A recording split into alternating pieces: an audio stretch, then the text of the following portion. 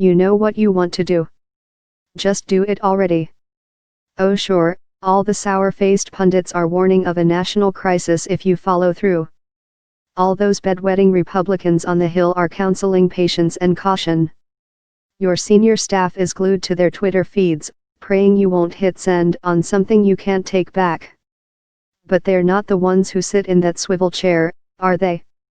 They never in their lives registered so much as a blip in the Nielsen ratings. Paul Ryan's so smart that you gave him the biggest tax cut in the history of civilization and he still can't hold his seat in Podunk, Wisconsin. Go on, Mr. President. Fire Bob Mueller. Please. Don't stop there, either fire the rest of them, too. Sessions will be useless. That Boy Scout Rosenstein won't have your back, either.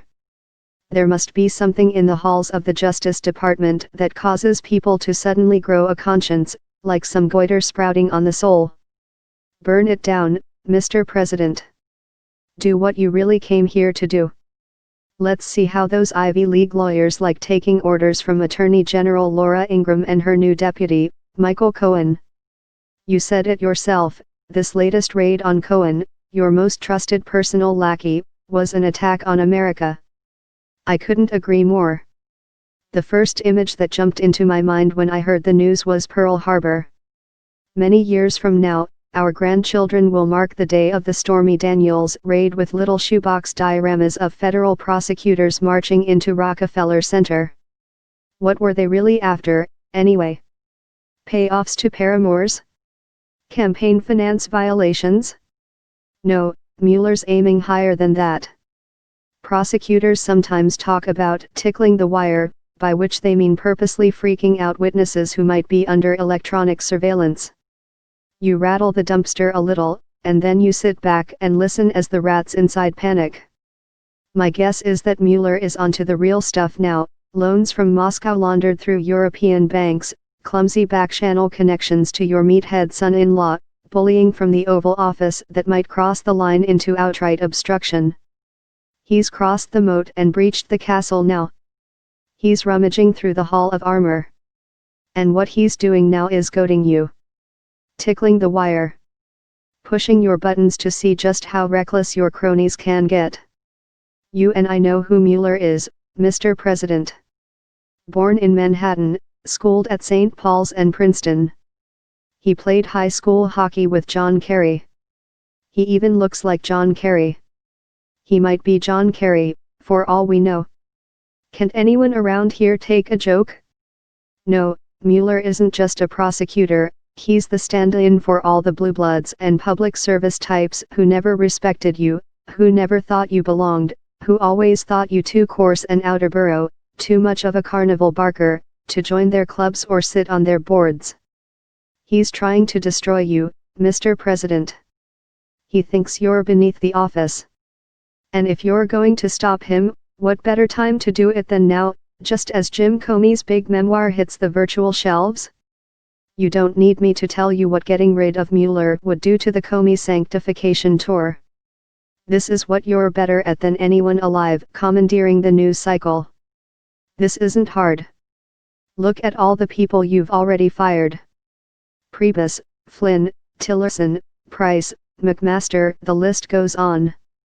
Of course, you didn't actually fire them, eye to eye.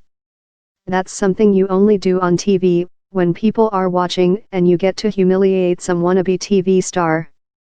Your style is more to let them know on Twitter, or in the fake news.